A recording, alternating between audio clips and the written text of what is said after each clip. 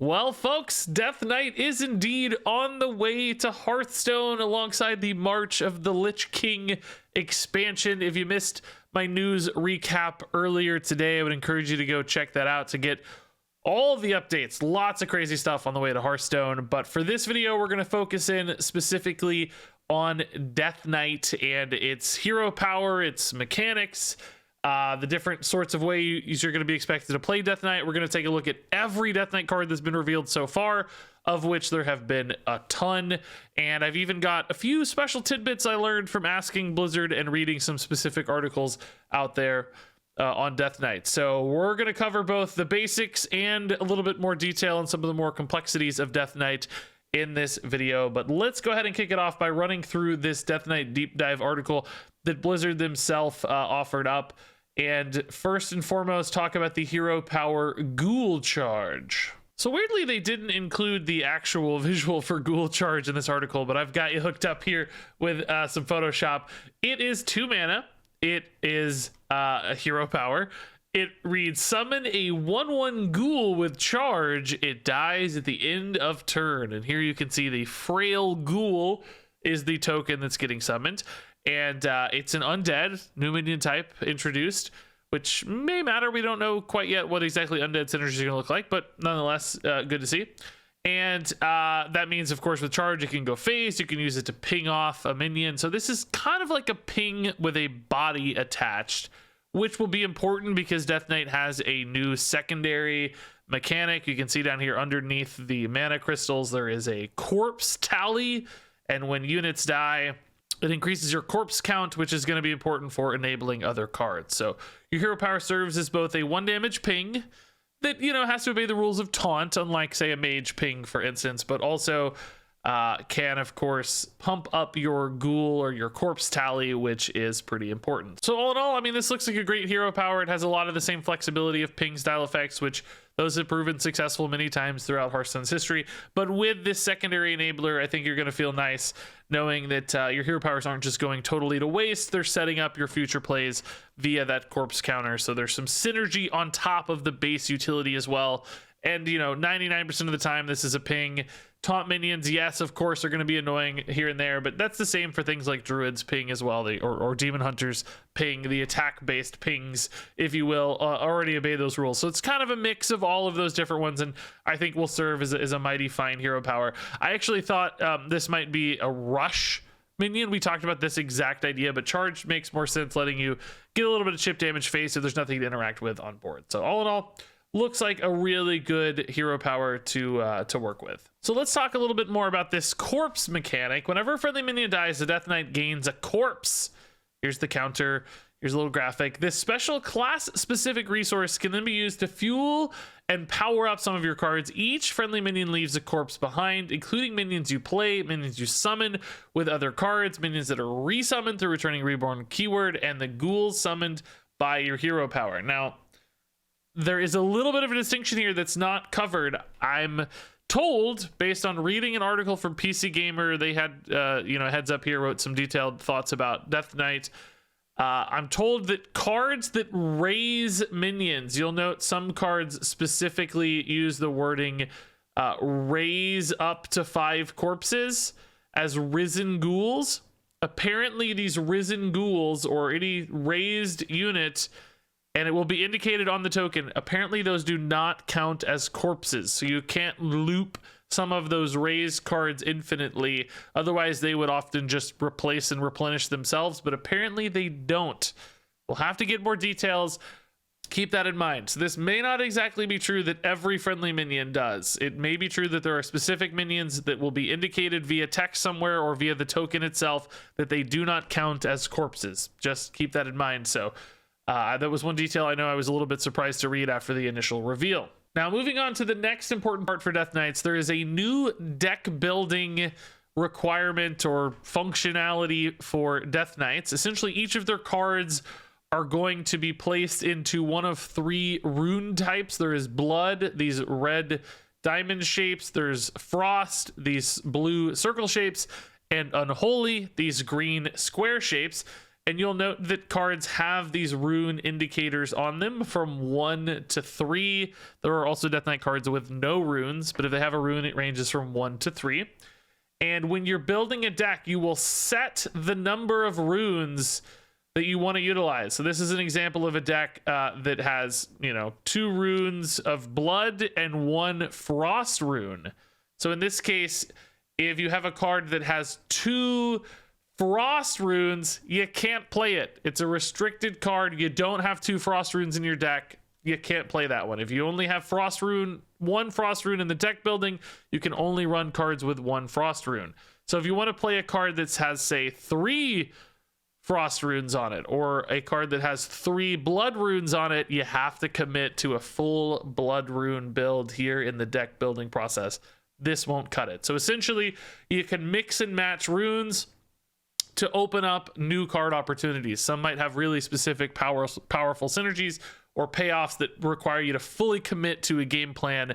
You can't run some weak unholy stuff if you want to commit to the big blood rune payoff card of vampiric blood, for instance. So it's a really cool extra layer of deck building, and I'm actually really excited to see it in action and try to make it all work. I'm told from a deck copying perspective, it won't be a big hurdle for you. You'll still just copy a code and everything will just work, so you don't have to stress about it too much. But if you're looking to really get in there and get nitty gritty with deck building and requirements, then this adds that extra layer for you. And a little bit of design insight here. This rune system allows for incredibly varied and powerful Death Knight cards while making sure any particular deck isn't just the best at everything. And I think that's cool. It gives them more levers to pull and manipulate in regards to balance and design, because they're able to say this card can't be used with this card, so we can push each of these independently a little bit because we know they're never going to be played together. So you can't have 2 frost and 2 blood in a deck. So it's fine to make those really strong, even if they would otherwise be too good together. So I think that's really awesome. And it breaks down a little bit here what each of these specializations or runes is really all about. The blood rune is the tankiest rune. Blood cards tend to have board control effects, large minions, and cards that manipulate life totals. I saw this described in the PC Gamer article as like control warrior, but instead of armor, it's more about like life steal and gaining life and manipulating your health total instead, which sounds super fun to me.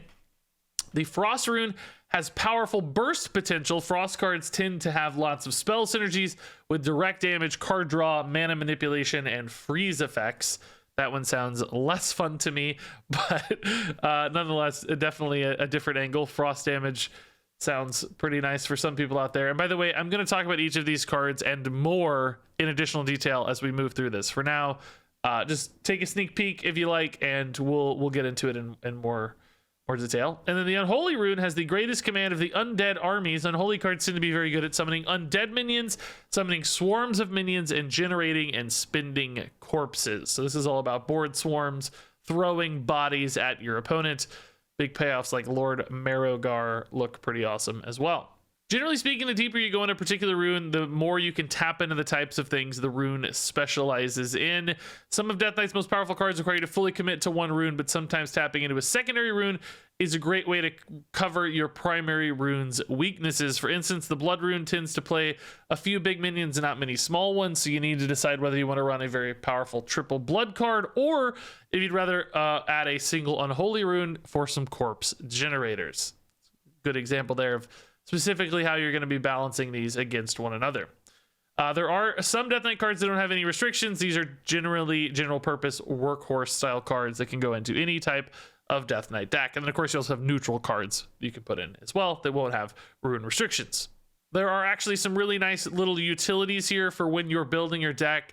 I'm not going to go through each of these, but I'll link this article down in the description below.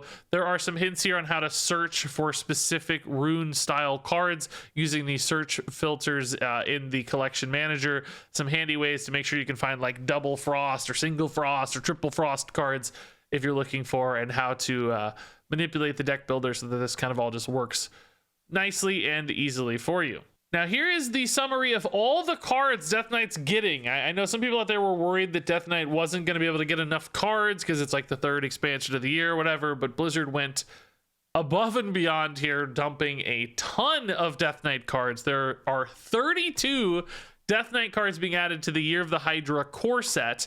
There are 26 cards in a special Path of Arthas set. So 26 cards here in the Path of Arthas set, and 10 cards from the March of the Lich King expansion, as we would typically see for a class and an expansion, for a total of 68 cards for Death Knight right off the bat. I think that's going to be more than enough to explore, you know, all of these different rune deck archetypes and build some pretty cool stuff. And I think a lot of the card power levels seem very, very high. So a lot to work with here for Death Knight, despite being at the end of the year. Now, there's also going to be a little prologue solo adventure thing, much like there was for Illidan when he came out. So you can play through this, and this is how you'll get the 32 card Death Knight core set. So this should be a little bit of fun to learn Arthas' story. I guess you're going to fight off Illidan, for instance. That one sounds pretty fun. Classic moment there for old school Warcraft 3 players. So the Path of the Arthas set, that middle setup there with, I think it was 26 distinct cards, if I recall. Yep. This one is also going to form together with the core set to give you some starter decks so that you can just start playing right away with these starter decks. Seems good. But that's also included in the pre-purchase mega bundle, which you can already buy today. If you don't buy it in the mega bundle, you can just buy it straight up for 2,000 gold, 1,500 rune stones, or golden. Oh, there's golden versions as well that are also more expensive. The golden version includes golden copies of all cards and a bonus diamond copy of the Lady Death Whisper diamond legendary card. I'm not sure we've seen the Lady Death Whisper card yet, but apparently going to be diamond if you buy the crazy golden version. I won't be doing that. There's also going to be a Death Knight show match where you can see these cards early on November 16th and 17th. Yeah, I might tune in for that. Tune in. I might be around for that. We'll see. But anyway, this looks fun, and you can get a preview of some Death Knight cards. So that said, I want to take a look at all of the Death Knight cards revealed so far, and I've got them organized here by their runes and rune requirements. So this is going to be really nice to see all of the Death Knight cards so far. And here we go. I made myself really tiny so that you guys could see these. So these are the Blood Death Knight cards that have been revealed so far. Starting off on the left with the single rune cards. So these are the more flexible ones. You don't have to commit super hard to blood to get these going. Our Patchwork, a new 7-mana 4/6 legendary. With Battle Cry, destroy a random minion in your opponent's hand, deck, and battlefield. And that seems awesome, right? That has the ability to disrupt stuff in hand. So much like Mutanus might eat a minion and disrupt it, Patchwork can do the exact same thing. He won't gain the stats, but still just destroying that Denathrius in hand is awesome. But also it's going to take a swing on board as well. So you're not really sacrificing as much board there as you might be with something like Mutanus. Sometimes it's a little risky because you're not reacting on board. Patchwork solves that problem, and he gets to snipe something in the opponent's deck as well, which means even more potential for disruption or a value advantage over your opponent. If that powerful combo card is sitting in deck, there's a chance you might even be able to kill one of their powerful minions in deck. So that seems just absolutely insanely strong and super flexible. A+ for Patchwork. Gnome Muncher is a 6-cost 5/6 undead. Taunt and Lifesteal. At the end of your turn, attack the lowest health enemy. And that's not enemy minion, so that can actually go face and just hit the opponent for 5. If they're already low, that could be a finisher. That might just kill them, much like we've seen in Demon Hunter with some of these things that target the lowest health stuff. That can help snipe off an opponent. But even if not, you know, there's a lot of defensive utility bundled into this card with Taunt and Lifesteal and the ability to clear something instantly. So sometimes when you just plop down a Taunt Lifesteal, the opponent removes it with a spell and you don't realize any of that Lifesteal upside. But here, it's going to get that Lifesteal upside. It's going to attack something, even if it's just face. So that's nice to know that you have a heal. I think that's actually sleeper good, even at 6 mana. If this deck has a lot of defensive utility and can safely get to that point, that feels like the kind of card that could grab some nice healing and also removal. We've also got Obliterate. This is a card we know from the Lich King Death Knight cards of old. It's now a blood card, though, and it reads, destroy a minion. Your hero takes damage equal to its health. So exact same thing we used to know. And sounds like in this deck, if you're going to be doing a lot of healing things and lifesteal things, a sacrifice you're going to be happily taking to remove a minion very efficiently for 2 mana. Moving on to the 2 rune cards, we've got Blood Boil, a new 5 mana shadow spell. It's got lifesteal and infect all enemy minions. At the end of your turns, they take 2 damage. So this is like a damage over time effect, effectively, for opponents' boards. And normally, you know, we like clearing stuff in Hearthstone. It's like, oh yeah, I want your minions to die. But in this case, sometimes it might not be that bad if they live, because that's just more ticks on the lifesteal aspect here. So basically, you're exchanging that immediate kill for maybe like potential healing upside if that minion lives for multiple turns, which, you know, straightforward level, you'd rather stuff die still, but, you know, maybe there are other things that synergize off of healing. There are reasons you want to net these heals over multiple turns. The damage over time aspect could be beneficial, I could imagine, in certain scenarios. But also sometimes it's just going to be a ranker, right? Sometimes ranker is fine. That's going to be a great play. And if it's not a ranker, you've got this additional upside on a future turn. So a little bit expensive for a ranker, but still has some bonuses and benefits and potential synergies to explore. Corpse Explosion looks pretty crazy. A new 5-cost shadow spell. Detonate a corpse to deal 1 damage to all minions. Now remember, the corpses are your resource, so you're taking 1 corpse away from your counter. That means you have to have had a minion die for this to be active. And if any are still alive, repeat this. So now note that repeat is also going to repeat the corpse detonation. If you don't have any corpses left, it's not going to repeat. So you need a stack of corpses here to make this a really effective board clear, where you're potentially, you know, clearing something for 5 health. You're going to need 5 corpses in order to make that happen. So there is a pretty significant resource check on this one. But if you have the corpses, of course, this is just going to clear boards. Like, it's going to wipe out regardless of the stat totals. You just have to make sure that you have the corpse counter. And then finally, Vampiric Blood, a 2-mana spell. Give your hero +5 health and spend 3 corpses to gain 5 more and draw a card. So actually pretty big life gain potential here. Also note, this doesn't say restore 5 health to your hero. It says give 5 health. So I'm assuming that means you can go above your normal health total with Vampiric Blood if you'd like, which is nice if you're using health as a resource with cards like Obliterate and all these sorts of things. Having that higher health total can matter a lot. And then if you've got the corpses, then with Vampiric Blood, that's a nice bonus. You get a card draw and even more health. Now, one thing to note with spending corpses, I'm told there's no choice here. You don't get to pick. If you have the corpses, the card is going to eat them until it satisfies its condition, like with Corpse Explosion or with Vampiric Blood. If you want to save your corpses for later, I don't think you can. I think if you want to play Vampiric Blood, you're required in this case to spend the corpses. There's no way, like, oh, I'm not going to use the corpses now. I'm going to save them for later. It's not a choose one sort of thing. It's just going to take them. So there is going to be some important decision making there in regards to like, can I play Vampiric Blood now, or do I need to save my corpses for Corpse Explosion next turn, or do I need to just get some more corpses so I can do all of this together? Sounds like it might be a little bit harder to get corpses in a blood deck. Maybe you have expensive stuff only, so you can start to see some of the checks and balances in place with these cards already. So let's move on over to Unholy. This is the corpse specialization here. We've got some 1 rune cards like Dark Transformation, a 2-mana shadow spell. Transform an undead into a 4/5 undead monstrosity with Rush. So you can take a small undead, say like your hero power, and you can make it really big by turning it into a 4/5. So if you've got a lot of little tokens being left behind, this is essentially just like a big 3/4 buff that gives stuff Rush.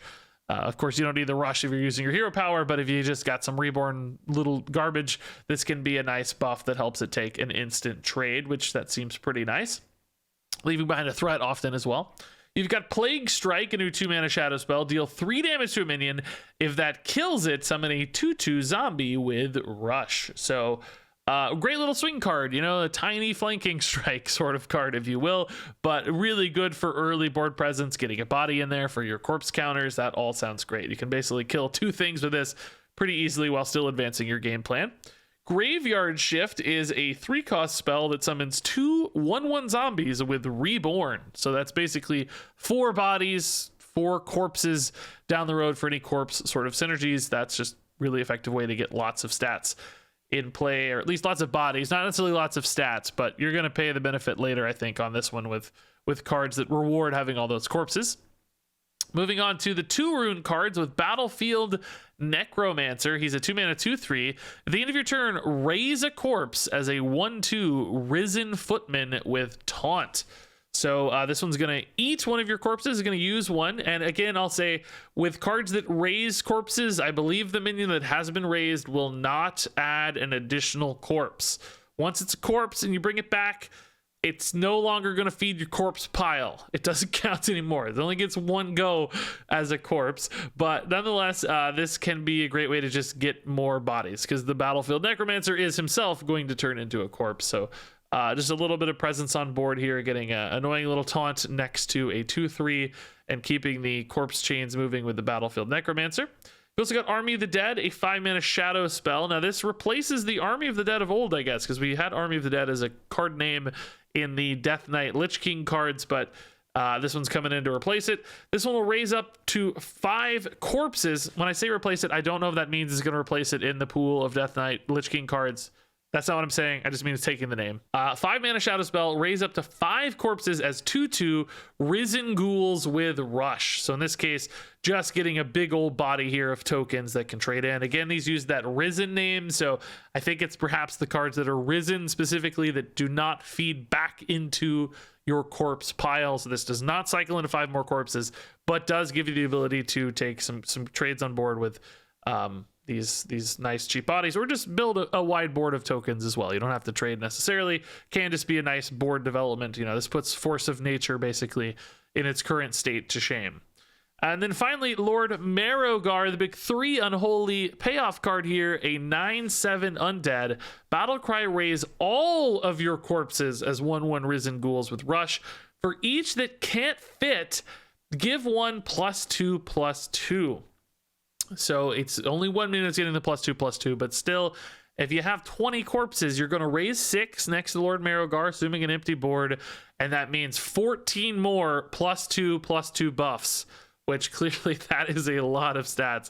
This could be a monster board builder, and of course that serves as a board clear when they all have rushes as well. So you're going to get some instant utility off of those corpses perhaps, but then also be leaving behind a pretty big, pretty threatening board, because Marrowgar himself is huge, along with some crazy golems. So that looks like a nice big insane payoff for Unholy cards.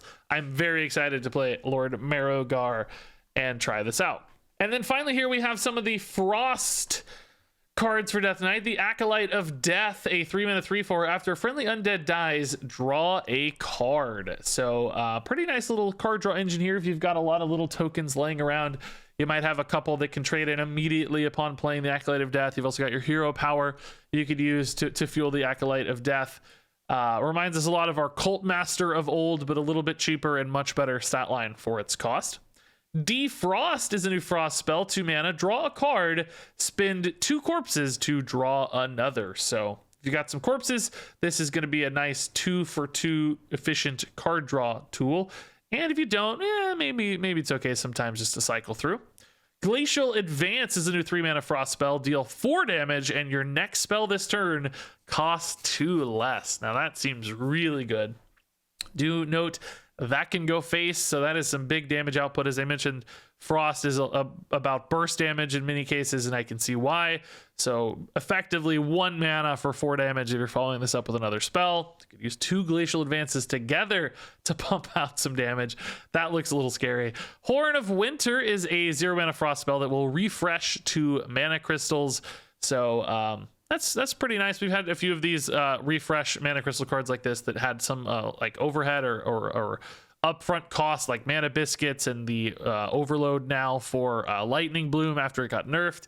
This doesn't have any of that overhead. You just get to refresh the mana crystals, so can cheat out more in a turn. Importantly, it's not just gain mana crystals, so you can't play something bigger sooner than you're supposed to, but you can play more stuff in a given turn. I'm kind of fine with that design. Overseer Frigidara is a 6-mana 5/6 legendary in the 2 rune spot. Battlecry, draw 2 spells. If they're both frost spells, deal 2 damage to all enemies. So big card draw on that one. I mean, that's pretty high overhead for the card draw, but if you're building specifically for frost, which you might want to do if you're playing like a fully frost rune sort of deck, or maybe you have, you know, like that one unholy, but it's all minions or something. So some ways to manipulate for Jar to work nicely for you. Then you can also use this as a little bit of a board stabilizer. So get some cards, get a body, and clear your opponent's board. That is a bundle that often sounds pretty nice. And then finally, Frostworm's Fury. This is the 3-rune big boy. It's a frost spell for 7 mana. It deals 5 damage. It freezes all enemy minions and summons a 5/5 frost worm. So sort of an ancestral guardian type of play, but it can also just hit for 5, which means you can kind of just like go face and stall out your opponent's board and develop a threat, and like maybe set up to go face again next turn with Frostworm's Fury, or squeeze in some glacial advances. You can see how this becomes this like mid to late game finisher where you start chaining together burst damage while locking down your opponent. That sounds frustrating, but still also pretty powerful. And then we also got a couple examples here of cards for Death Knight that do not have rune associations. So you can put these in any Death Knight deck with no penalty. There's the 1 mana Frost Icy Touch that deals 2 damage to an enemy and freezes it. So this is kind of like a better Frost Shock, because that can be used on face or minions. So you got face damage potential, and you've got lockdowns of the freeze there if you need to freeze face. You've also got the Skeletal Sidekick, who appears to be using a skeletal arm as an arrow, which is amazing. He's a 1 mana 1/2 undead, and Battlecry give a friendly undead +2 attack. So nice little flexible body here that can help you push some extra stats face, maybe take a good trade with your rush minions like your hero power, etc., while leaving behind some undead synergies and a corpse, of course, at the end of the day. So all in all, man, we've seen a lot of Death Knight cards already, and so you can start to see this coming together. There are some real standouts here. I think Patchwork looks really insane. Marogar looks really fun. Some of these scary burst damage and freeze effects for the frost stuff in DK look scary, but there's a lot more cards to be revealed. So we're only getting a tiny picture of here of what Death Knight is going to be. But that said, I'm curious what you guys think so far. Is this scary? Is it good? Is it exciting? Is it fun? What are you most excited to play? The blood stuff, the unholy stuff, the frost stuff? I want to hear all those thoughts and more. If you have any other questions about Death Knight or how it works, I'm happy to answer them. Oh, one other thing I actually asked Blizzard this myself. When it comes to discovering cards or random effects in Death Knight, you are not beholden to the rune requirements of your deck. In other words, if you're like an unholy deck with, you know, 3 unholy, you can still discover blood cards. You're not going to get just like unholy cards.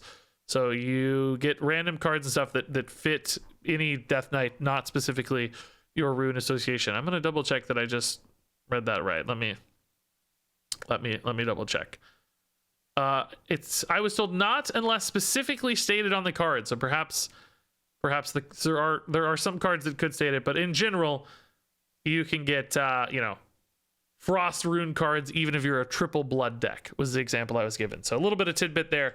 And those sorts of questions are great. If you have those sorts of questions, I'll do my best to ask Blizzard and see if I can learn and respond in the comments where I'm able to offer some extra insights and knowledge. So man, exciting stuff. I'm gonna actually review these cards in a future video still. This was kind of a recap. I did a little bit of a hint what I think is going to be powerful or not, but we'll do a full review for each of these Death Knight cards as well, along with a bunch more cards that got announced for the expansion for other classes that I haven't even gotten to yet. There's obviously a lot of stuff happening right now and a lot of videos to make, so bear with me. Hopefully you'll appreciate each of these, covering the specifics as opposed to just trying to get everything done in one crazy video. That said, thanks much as always for watching. Good luck out there as we see more and more Death Knight cards, and until next time, game on.